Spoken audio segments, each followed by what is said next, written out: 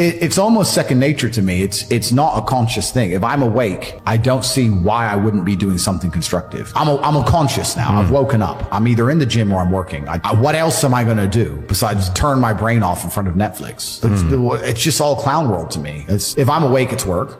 Or training. And that's how I've always lived. And that's just how I'm going to live as long as I can. If I get to a point where I feel need to slow down, then. Well, it's interesting about watching content, because watching content can be a double-edged sword. You can learn a bunch of things, and everyone at home here, I like to feel like they're getting value and they're learning things. But there's also the other edge of people who feel like if they just watch a bunch and do nothing, that they're taking action. They feel better about themselves, but they're not actually taking action. You know, so you have to balance the two carefully. Ultimately, it's going to be action that shapes your world. Ultimately, you're going to have to do something. So if you're watching something, you should be very conscious of what it is. I mean, I've created my reality. Absolutely. I've cut out all. I don't have TikTok installed on my phone.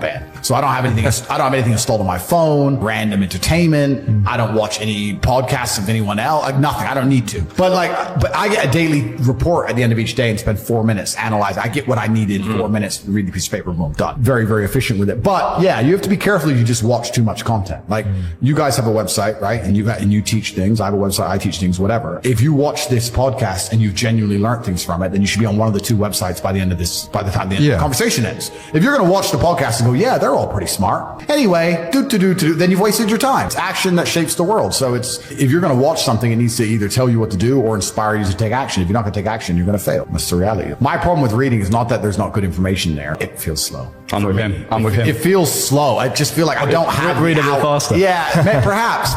I don't have the hours. I'm now at the point where I will hand the book to my PA and say, give me a 2-minute surmise, you read it. For me, that's just where I am. But also, life teaches you a lot. And I think a lot of people are not very self-reflective of their own lives. I don't think you can read a book and that's great. But I think if you're living an interesting life, if you were to take half an hour a day to actually sit and go, okay, what good has happened to me today? And what bad has happened to me today? Why have those things happened? And how can I prevent them from happening again? Most people don't, that kind of crap doesn't even cross their minds. Like every day I will sit at the end of the day and go, what bad has happened to me today? How did that happen? Did I get caught slipping was I on the street and some guys come up to me and it could have been a dangerous situation? Like, how could I genuinely have improved my reality? And you can self-reflect and teach yourself everything. You have to have ownership of everything good that's ever happened to you and everything bad that's ever happened to you. I have complete ownership for the fact I was canceled. I don't sit there and go, oh, they're lying about me. Yes, they're lying, but I still own it completely. They're lying about me and they're talking, but I own it and I took responsibility for it and I sat there and I took absolute accountability and I thought, okay, how can I turn this in my favor? And I beat them. If I'm walking down the street and it starts to rain, I take responsibility for that. I didn't have to be in rainy London. I could have been somewhere else. I could have brought an umbrella. Could have took a car.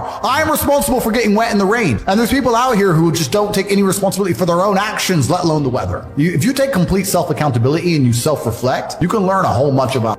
No, but that's what losers do. It's raining. I'm unlucky. No, but that's what they'll say. I got wet because it rained, not my fault. Whereas I'll say I got wet because I did not prepare for the rain. And I will punish myself for that. And I'll make sure it doesn't happen to me again. I will sit and actually consciously think about it. There's been times I've lost my car keys or something ridiculous and wasted 20 minutes of my life. And I'm furious. And I will make sure that never happens again. So I don't make mistakes ever. That's it. If you don't sit and pay conscious attention to it and give it conscious effort, you're not going to learn. There's still a sense of satisfaction though when you were forward thinking enough to try your absolute best. Like I have people who are after me, right? If they catch me and I feel I had a 7-man security team and an armored car and I did my best. Like took the precautions. Yeah, but if I'm just walking around like a dummy and then they get me, then it's a different scenario, right? So it is what it is. So you have to self-reflect. And I think that, reading's great, but if you take some time to look, I get this all the time. People say, oh, my girl left me. Why? Oh, no, she just left. What do you mean you don't? Why did she leave you? Oh, because she wanted If you think long enough, you'll realize it's because of you. You were not important enough to make her not want to leave. You can sit and say what she did and what she wanted, blah, blah. It's because you couldn't keep her. Because I could have kept her, so you couldn't. So it's your fault. And you're not self-reflecting. And then you're going to go into your next relationship. And because you didn't self-reflect and you haven't grown, you haven't done anything, guess what's going to happen? She's going to leave you again. Now we're in a globalized world, and a lot of the products and services and things you can offer can be offered to absolutely everybody. So inside of don't want to do a plug, but I will, but inside of our university, we teach a bunch of things. We have 18 modern wealth creation methods, but they're all based on online. I think online, it's not groundbreaking to say the internet's here to stay and it's the future. And I think that whatever business you're in, you need an online presence to it. And then you have to find a way to attract attention. And the best way to do that is to come across as knowledgeable and interesting. I think that's the best way to do it. Yeah, if you're a CEO, technically you're free, but if you're too free, your business fails. So everyone's to a degree is own. But you've just said something that intrigued me. Let's try and think of a business that's not an online business. What's not an online business? Laying bricks. Laying bricks, building. Cutting hair. Oh, cutting hair. Yeah, so cutting hair is not an online business. Yes, so let's say you're a hairdresser, right?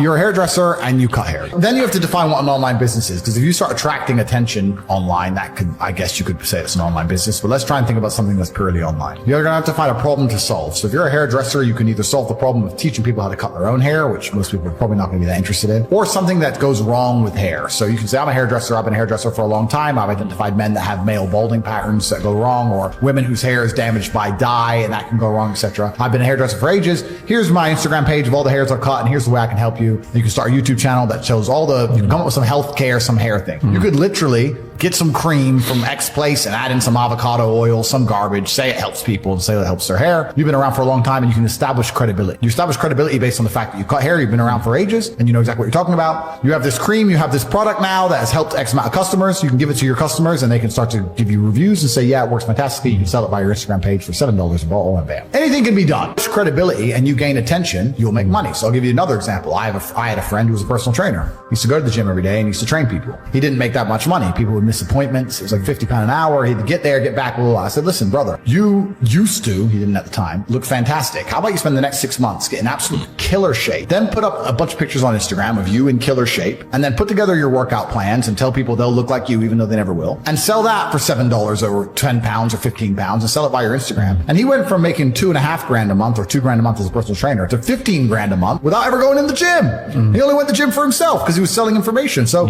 a way which is becoming more difficult. Like in the fitness industry, it can be done purely on how you look. You can get some credibility and attention. But especially in the business world now, you have to be very knowledgeable. You have to be because that's the way things go when they get competitive, which is fine. But this all goes back and ties into what we were saying earlier on. If you're not trying your best and working hard and paying attention, then you're going to get wrecked. Another thing I will say to people at home, and I've said this before, every single time I ever spend money, I pay attention to why I spent money. And that gives you a lot of information and a lot of knowledge when it comes to sales and marketing. If I go and I buy some clothes, I am conscious about why did I choose this store instead of that store or that store? Well, is it the branding? Do I know them? Am I familiar with them? Is it because there was no line? Is it because they had a brighter sign? What was it? Oh, there's a line there. There's no line here. So in my physical businesses, which I have in Romania, I have this thing with the staff. I said, there can never be a line faster. Like I don't want, but it's just 3 people. No, there are people walking past who won't walk in because there's a line, because that's what I do. No line, but you don't want to look empty. No. So no line until the last customer. So there's one person. Yes. Like you have to manage these things. Most people don't micromanage this stuff. You don't have to reinvent the wheel. No. You have to pay attention to seeing people who are doing things and if they work and how they work. And you're completely and utterly correct. And you should do that all the time. Every time you spend money, you should work out how they convinced you to spend money. Like I have a few physical companies. I have a few physical businesses, and it can be a simple matter of, depending on in the business districts where there's men in suits, I have a pretty girl who's a waitress and she works there. The difference that will make to a bottom line is the dude going and flirting with this chick every lunchtime. You'd be amazed. But people don't think about these things. But even if you don't have a business, if you pay enough attention to these kind of things, you'll get business ideas. So I'm now at a point where, and my attitude to money, I want to make something clear, is relatively unhealthy. I have no respect for money. There are people who are much smarter with money than me. I don't have any respect for money at all. I don't believe in saving money. And I think a lot of that is down to I'm not advocating people to be like this. It's my life philosophy and the fact that I don't live in any realm of fear at all. I can't imagine myself not being able to make more. I can't ever be poor. And if I wanted something now that took every penny of my net worth, then I would buy it because I want it. I don't care. I don't think, God, I have safety net. I don't give about money that way. I have a safety net by accident because I haven't spent all my money, but I have never sat and thought I want something and that's too much. I'll give you an example. I have an 812 Superfast, a Ferrari. I love it very much. They've released very nice. Yep. They've released the 812 Superfast Competition. They've released the competition version. Instead of 400 grand, it's 1.6 million, which is a big difference for a bit of a body kit. And I want one in Europe and I want one in Dubai. So I bought 2. So I bought $3.2 million of Ferraris. Should I have done that? Well, yeah, I can. But my point is I'm happy to just spend money. But that's down to my faith in myself. So when you're asking how much of my income is disposable, in my mind, all of it. I have a lot of money left because I can't possibly spend it, but I'm happy to spend all my money. What really matters are the systems you build, the robust systems. If you have a robust system that's guaranteed to pay you $50,000 a day, and it always will, and you have faith in it, and you're working hard and you're on top of it, and it's going to pay you at 9 a.m. every morning 50 grand, you could spend 50 grand a day if you wanted to. You know, you may not want to, but you could. So for me, all of my money is disposable.